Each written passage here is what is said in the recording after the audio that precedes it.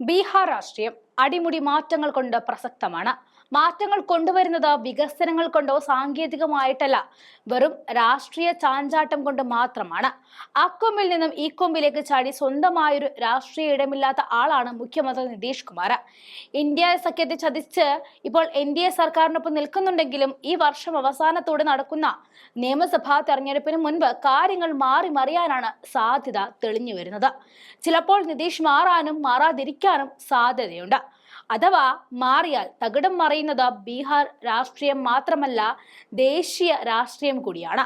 കാരണം ഇരട്ട എഞ്ചിൻ സർക്കാരിന്റെ ഒരു എഞ്ചിൻ പണിമുടക്കിയാൽ മോദിക്ക് മുന്നോട്ട് പോകൽ അത്ര എളുപ്പമായി നടക്കില്ല എന്നത് തന്നെ. ബീഹാർ മുഖ്യമന്ത്രി നിതീഷ് കുമാറിനെ ശാരീരികമായി ക്ഷീണിതനും മാനസികമായി വിരമിച്ചവനുമായി വിശേഷിപ്പിച്ചുകൊണ്ട് ചൂടുപിടിച്ച രാഷ്ട്രീയ ചർച്ചയിലേക്ക് നിതീഷിന്റെ ഓന്ത് രാഷ്ട്രീയ തന്ത്രം ഇട്ടുകൊടുക്കുകയാണ് തിരഞ്ഞെടുപ്പ് തന്ത്രജ്ഞനും രാഷ്ട്രീയക്കാരനുമായ പ്രശാന്ത് കിഷോർ.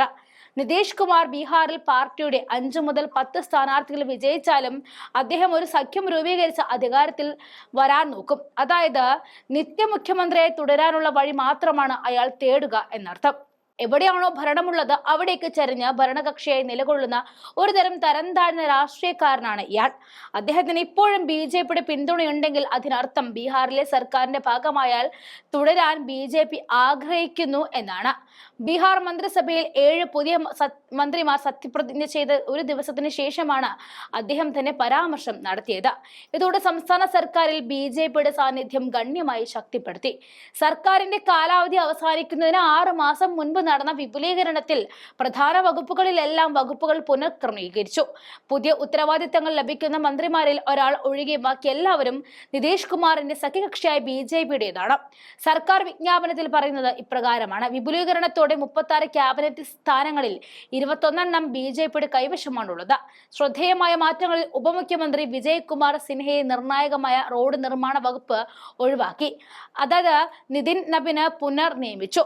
തുടർന്ന് നബിൻ നിയമവകുപ്പ് മംഗൾ പാണ്ഡെക്ക് കൈമാറി. അതേസമയം സിൻഹ ഖനികളുടെയും ഭൂമിശാസ്ത്രത്തിന്റെയും വകുപ്പ് നിലനിർത്തുകയും കൃഷി അധിക ചുമതല നേടുകയും ചെയ്തു. ആരോഗ്യ വകുപ്പിന്റെ മേൽനോട്ടം പാണ്ഡെ തുടരുന്നു. കേന്ദ്ര മന്ത്രി ജിതിൻ റാം മാഞ്ചിയുടെ മകൻ സന്തോഷ് കുമാർ സുമൻ ചെറുകിട ജലസ്രോതസ്സുകൾ നിലനിർത്തി.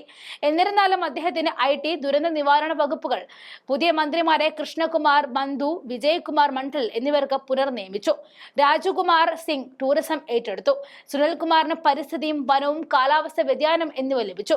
വിപുലീകരണത്തിന് മുൻപ് രാജിവെച്ച സംസ്ഥാന BJP പ്രസിഡന്റായ ദിലീപ് ജയ്സ്വാൾ മുമ്പ് വഹിച്ചിരുന്ന റവന്യൂ ഭൂപരിഷ്കരണ വകുപ്പുകൾ സഞ്ജയ് സരോഗിക്ക് നൽകി. അവസാന നിമിഷത്തെ മന്ത്രി നിയമനങ്ങൾ സർക്കാരിലെ ആഴത്തിലുള്ള അഴിമതിയുടെ സൂചനയാണെന്നും പ്രശാന്ത് കിഷോർ തന്റെ പ്രസ്താവനയിൽ ആരോപിച്ചു.